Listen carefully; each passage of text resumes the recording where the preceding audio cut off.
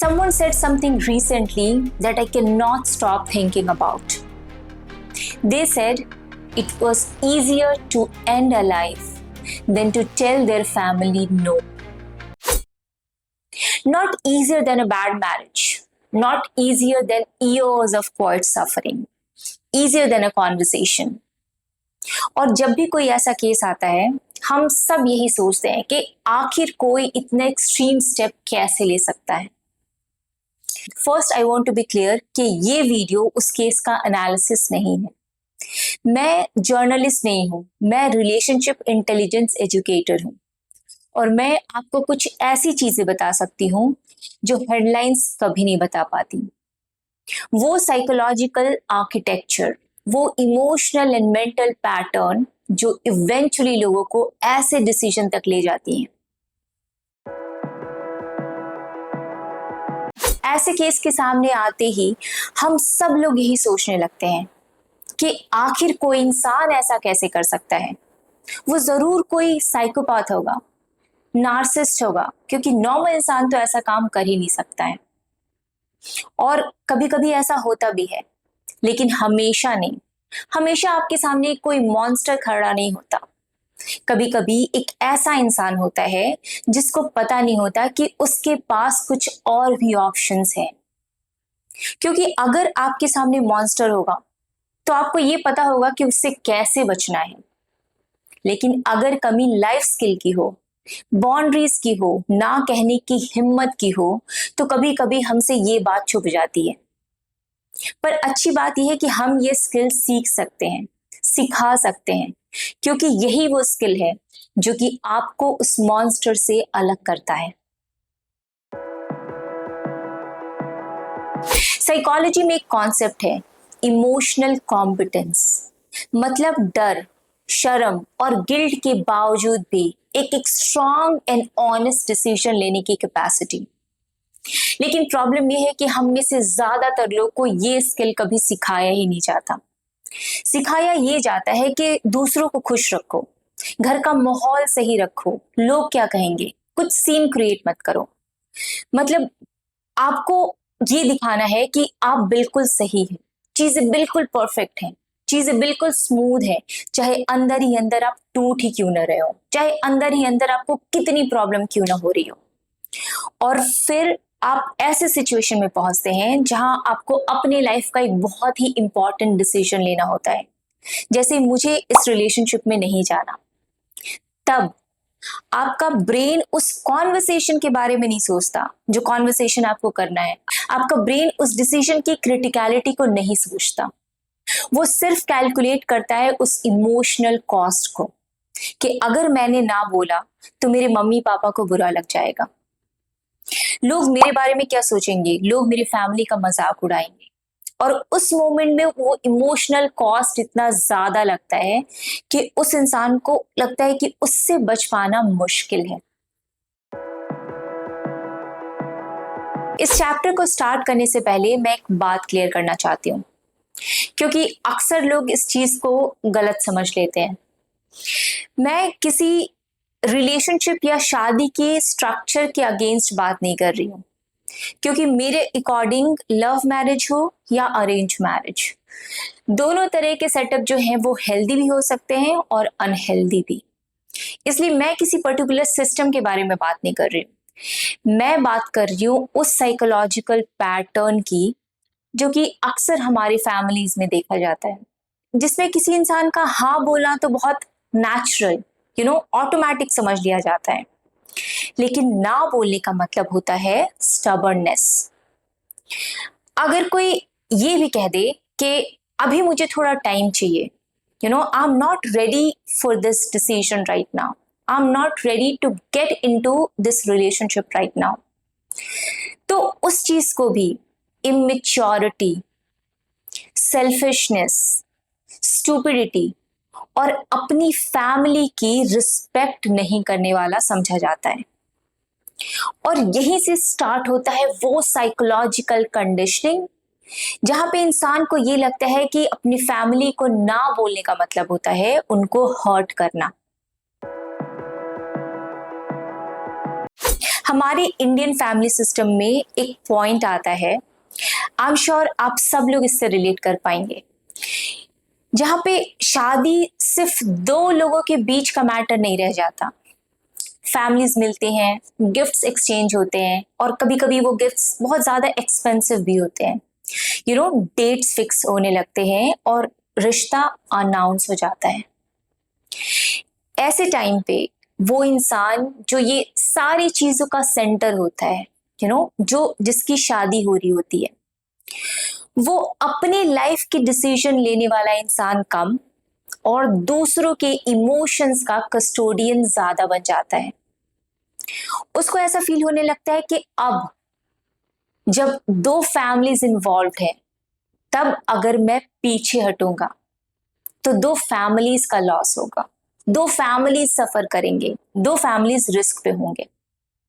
और जब किसी इंसान को ऐसा लगने लगता है कि मेरे एक सिर्फ ना कहने से इतने सारे लोग परेशान होंगे, तब वो इंसान अपनी लाइफ के बारे में नहीं सोचता, दूसरों के एक्सपेक्टेशन के बारे में सोचने लगता है। और यही वो पॉइंट होता है जहां पे वो इंसान अपनी लाइफ का सबसे इंपॉर्टेंट डिसीजन अपने दिमाग से नहीं, सोच समझ के नहीं, बल्कि इमोशनल प्रेशर में ले लेता है। साइकोलॉजिस्ट जॉन बॉल्बी की अटैचमेंट रिसर्च हमें एक बहुत इंपॉर्टेंट बात बताती है।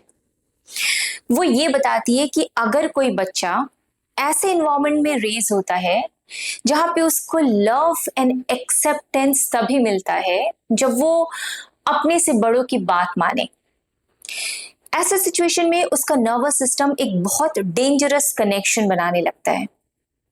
उस बच्चे को ऐसा लगता है कि डिसएग्रीमेंट सिर्फ डिसएग्रीमेंट नहीं है, डिसएग्रीमेंट उसके लिए डेंजर है।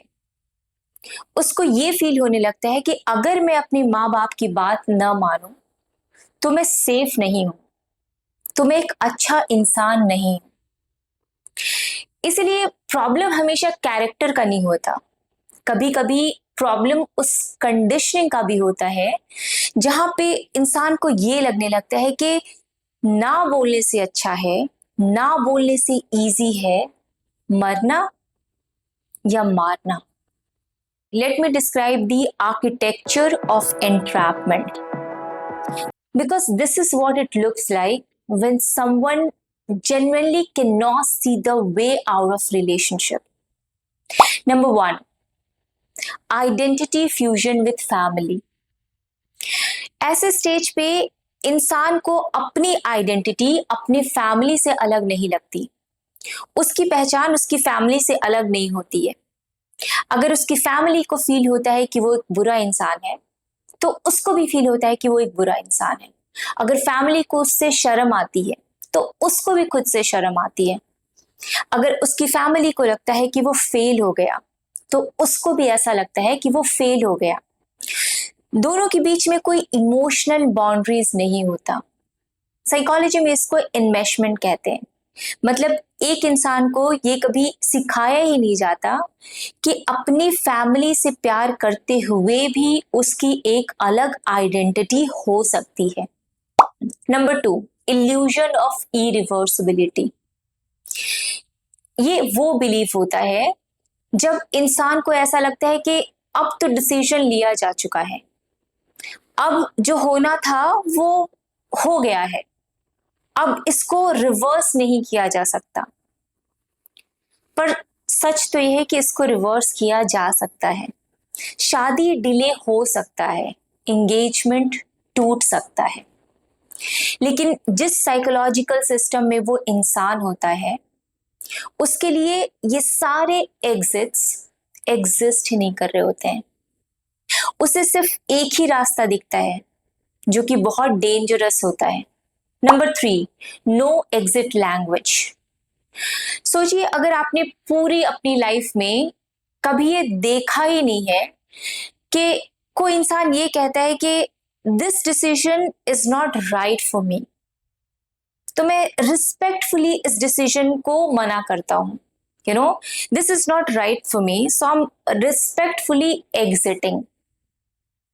पर क्योंकि आपने कभी ये देखा ही नहीं कि ना कहने के बाद भी उस इंसान की उस फैमिली में वही एक्सेप्टेंस है, वही लव, वही इंक्लूसिवनेस है।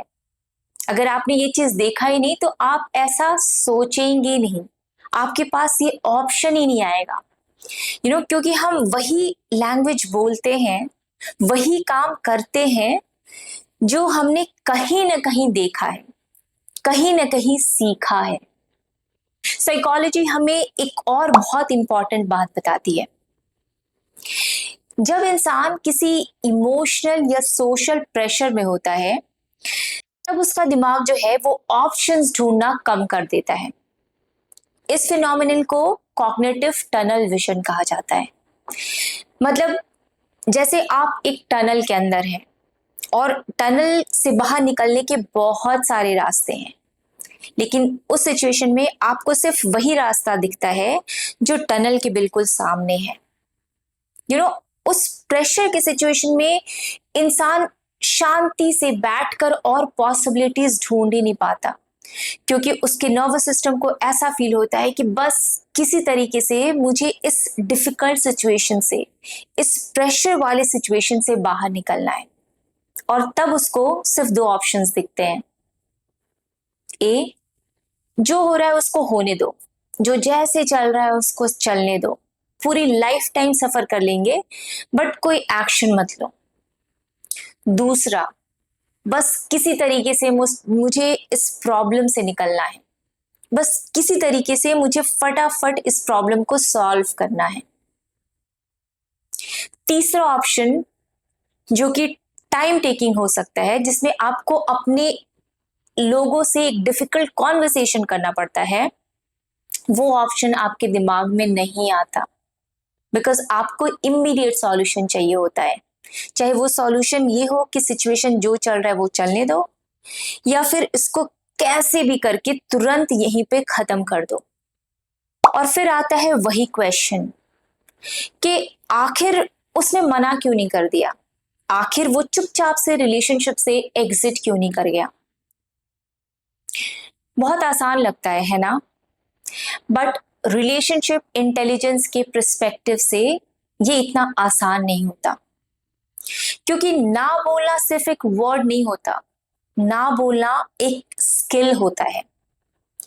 और फिर अगर ये मसल, ये कैपेसिटी, ये इमोशनल कैपेसिटी कभी बना ही नहीं, तो तब जब आप लाइफ के ऐसे क्रिटिकल डिसीजन वाले समय पे होते हैं, ऐसे मोड पे होते हैं जहां पे आपको इतना डिफिकल्ट डिसीजन लेना होता है, तब ये इमोशनल कैपेसिटी अचानक से नहीं बन जाता, क्योंकि स्ट्रेसफुल सिचुएशन में आप नए चीज को सीखते नहीं हैं, नए स्किल को सीखते नहीं हैं, आप उस स्किल को यूज करते हैं जिसको आपने सालों से प्रैक्टिस किया है, जिसका आपने सालों से यूज किया है।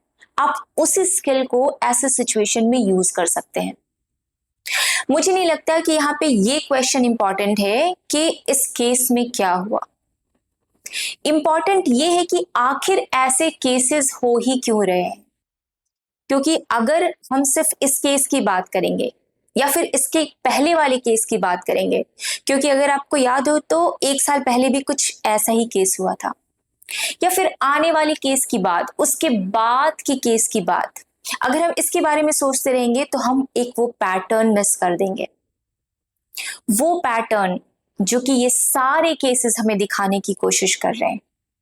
क्योंकि ये सिर्फ एक इंसान की टूटने की कहानी नहीं है, ये सिर्फ एक इंसान के लॉस की कहानी नहीं है, ये कहानी है वो एक सिस्टमिक डेफिसिट की। वो डेफिसिट जो हम अक्सर अपने रिलेशनशिप में, अपनी फैमिली में, अपनी सोसाइटी में देखते हैं। हम अपने बच्चों को ये नहीं सिखाते कि फैमिली के डिसीजन को रिस्पेक्टफुली ना कह देना भी सेफ हो सकता है।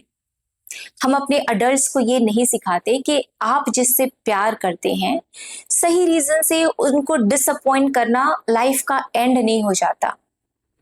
हम अपने रिलेशनशिप में ऐसे एग्जाम्पल ही सेट नहीं करते कि डिसअपॉइंटमेंट के बाद भी हम एक दूसरे का रिस्पेक्ट कर सकते हैं, कि कॉन्फ्लिक्ट का एंड हमेशा पनिशमेंट नहीं होता, कॉन्फ्लिक्ट का एंड जो है वो कॉन्वर्सेशन से किया जा सकता है। और तब जब हमारे बच्चे ऐसा एक्सट्रीम स्टेप लेते हैं, तब हमें शॉक लगता है कि आखिर वो रिलेशनल प्रेशर में इतनी जल्दी टूट कैसे गए, आखिर वो रिलेशनल प्रेशर को झेल क्यों नहीं पाए। प्रॉब्लम सिर्फ ये नहीं है कि हम इमोशनली हेल्दी अडल्ट्स रेज नहीं कर पा रहे, प्रॉब्लम ये भी है कि हम अपनी फैमिली में इमोशनल कैपेसिटी को कभी डिस्कस ही नहीं करते। हम अपनी फैमिली मेंबर्स को इमोशनल कैपेसिटी कभी सिखाते ही नहीं है। मैं इस वीडियो का एंड एक बहुत इंपॉर्टेंट क्वेश्चन से करना चाहती हूँ, एक ऐसा क्वेश्चन जिसपे हम सबको डीपली सोचना चाहिए। क्या हम अपने फैमिली मेंबर्स को वो इमोशनल स्किल दे रहे हैं जो डिफिकल्ट सिचुएशन में उनका हेल्प करे, जो एक कॉम्प्लिकेटेड सिचुएशन में उनका साथ दे? क्या आपके फैमिली मेंबर को ये कॉन्फिडेंस है कि अगर वो कुछ रिलेशनशिप इशू में है तो कॉन्फिडेंस के साथ वो आपसे आकर बात कर सकता है, आपसे डिस्कस कर सकता है, आपसे एडवाइस ले सकता है, और जरूरत पड़े तो आपको ना भी बोल सकता है, और ना बोलने के बाद भी आप उसको उसी तरीके से एक्सेप्ट करेंगे, उसी नजर से देखेंगे, वही प्यार देंगे जो आप उसको पहले दिया करते थे। This is not right for me. ये कहना सिर्फ एक स्किल नहीं होता, ये रिलेशनशिप का वो वॉल्व होता है जो धीरे धीरे प्रेशर रिलीज करता है, और अगर ये वॉल्व नहीं हो तो ग्रेजुअली प्रेशर एक्यूमुलेट होता रहता है, और तब कोई इंसान जो है वो इतना डिफिकल्ट, इतना डेंजर काम कर देता है। रिलेशनशिप इंटेलिजेंस का मतलब सिर्फ किसी को प्यार करना नहीं होता। रिलेशनशिप इंटेलिजेंस का मतलब होता है एक हेल्दी वे में कम्युनिकेट करना, एक हेल्दी वे में डिसएग्री करना, ऑनेस्टी के पेन को समझना, और अगर जरूरत पड़े तो विथ रिस्पेक्ट रिलेशनशिप से बाहर निकल जाना, और रिलेशनशिप प्रेशर को इतना भी नहीं बढ़ने देना कि किसी की जिंदगी खत्म हो जाए। मैं हूं प्रिया और ये है the Indian school of life. मिलते हैं नेक्स्ट वीडियो में।